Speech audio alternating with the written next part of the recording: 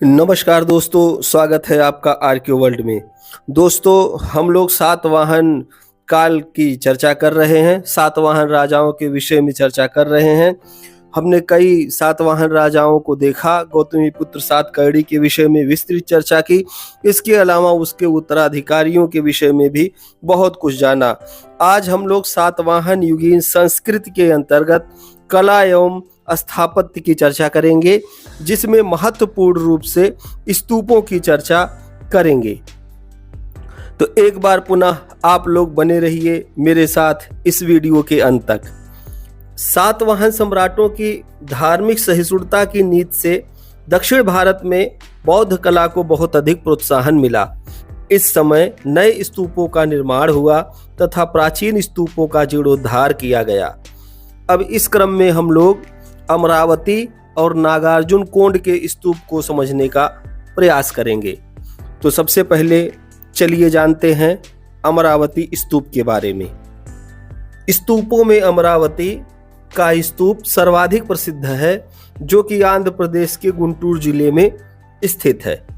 ऐसा प्रतीत होता है कि मौर्य शासक अशोक ने अन्य स्थानों के समान यहाँ भी एक स्तूप का निर्माण करवाया था, क्योंकि यहाँ से अशोक स्तंभ का एक खंड मिलता है।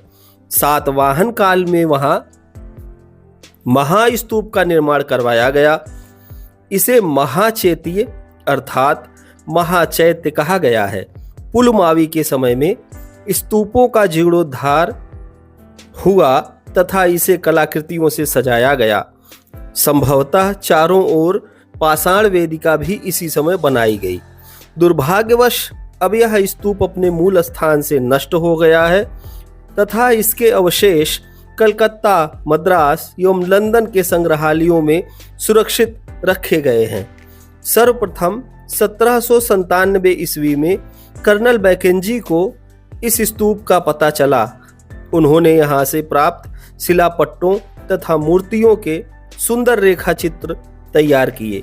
1840 ईस्वी में इलियट द्वारा स्तूप के एक भाग की खुदाई करवाई गई, जिसमें कई मूर्तियां प्राप्त हुई। स्तूप के चारों ओर की वेदिका या वेष्टनी काफी लंबी थी, जिसमें ऊसड़ीश, फूलों से उत्कीर्ण सूचियां तथा 4 तोरण द्वार एवं स्तंभ लगे हुए थे। प्रत्येक तोरण द्वार के पीछे स्तूप के आधार से निकलता हुआ एक चबूतरा था, जिसे आयक कहा जाता था।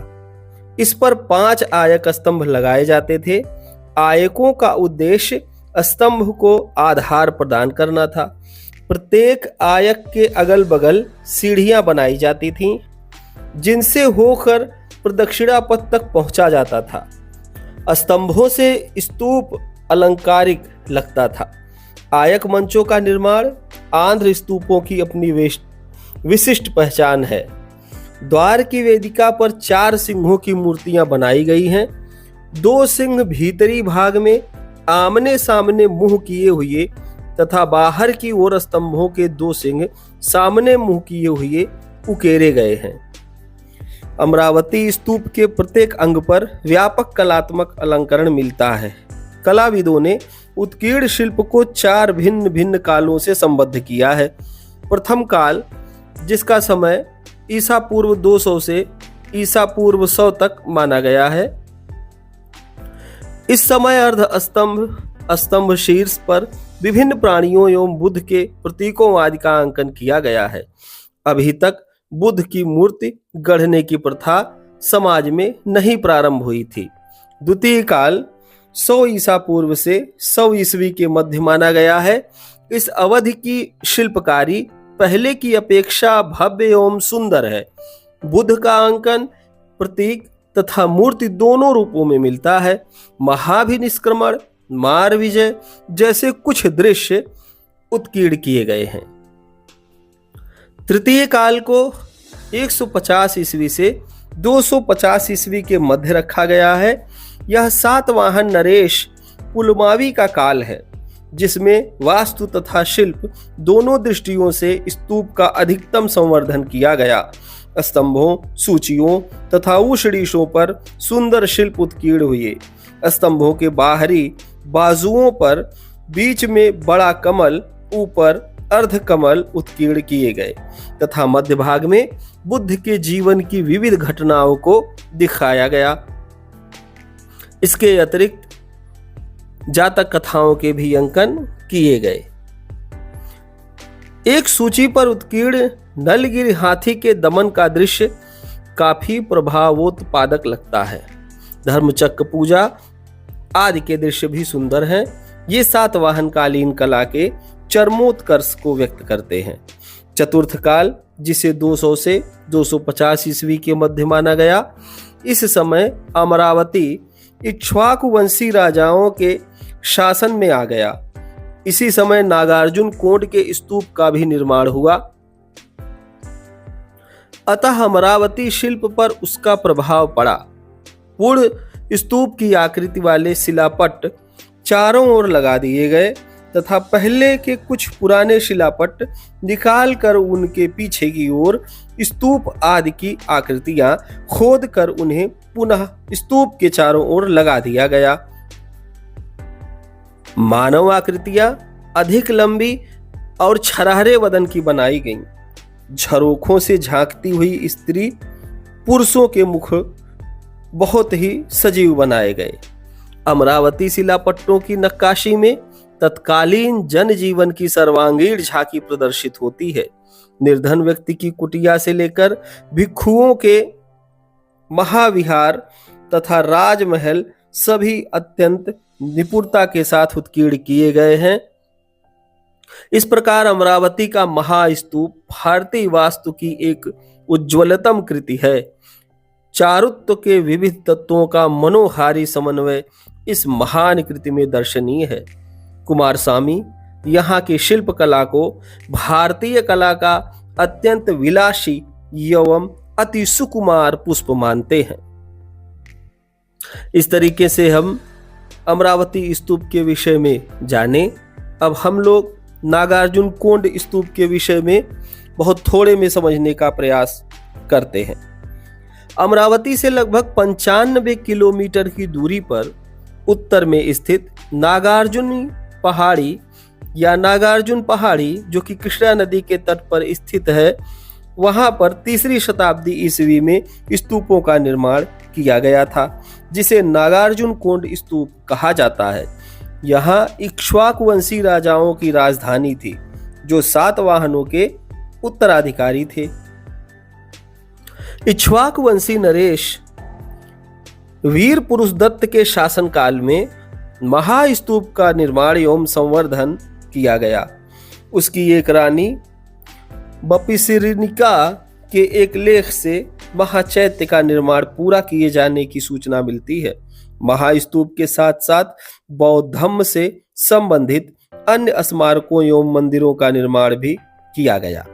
सर्वप्रथम 1926 ईस्वी में लांघष्ट नामक विद्वान ने यहाँ के पुरावशेषों को खोज निकाला।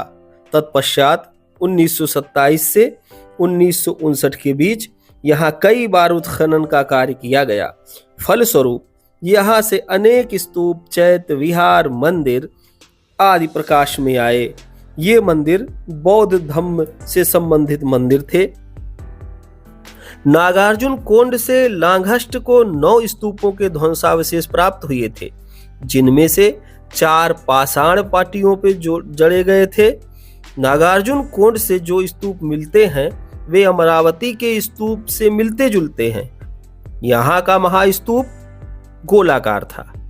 शिलापट्टों पर बौद्ध धर्म से संबंधित कथानकों को प्रचुरता से उत्कीर्ण किया गया है। कुछ दृश्य जातक कथाओं से भी लिए गए हैं।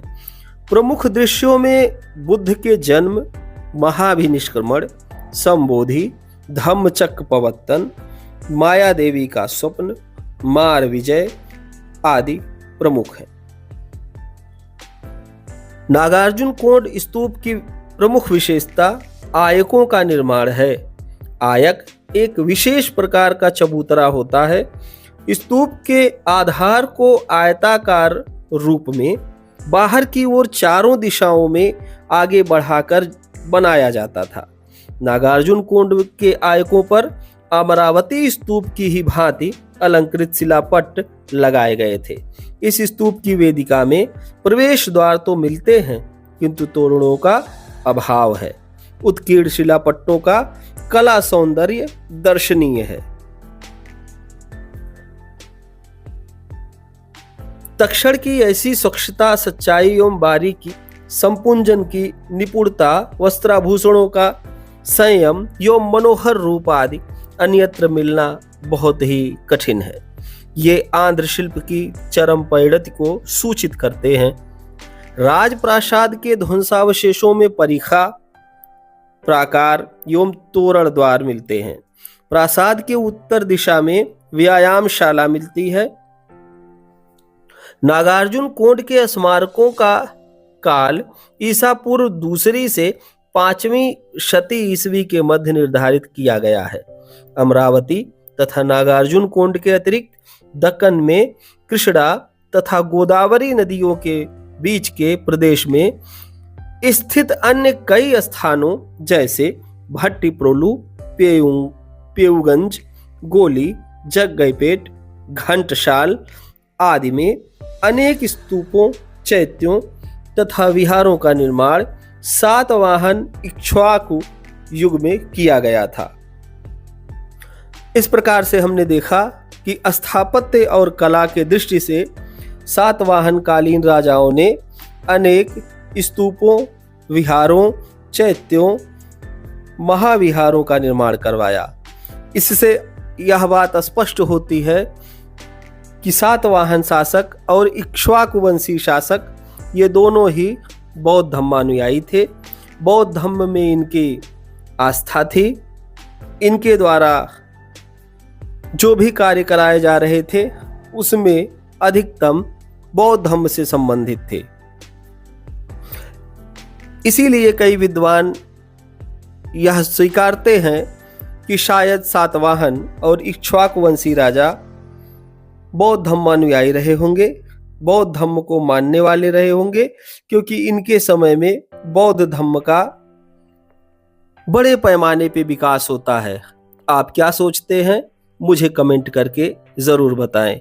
मेरे साथ वीडियो में अंत तक बने रहने के लिए आप सभी लोगों का बहुत बहुत धन्यवाद।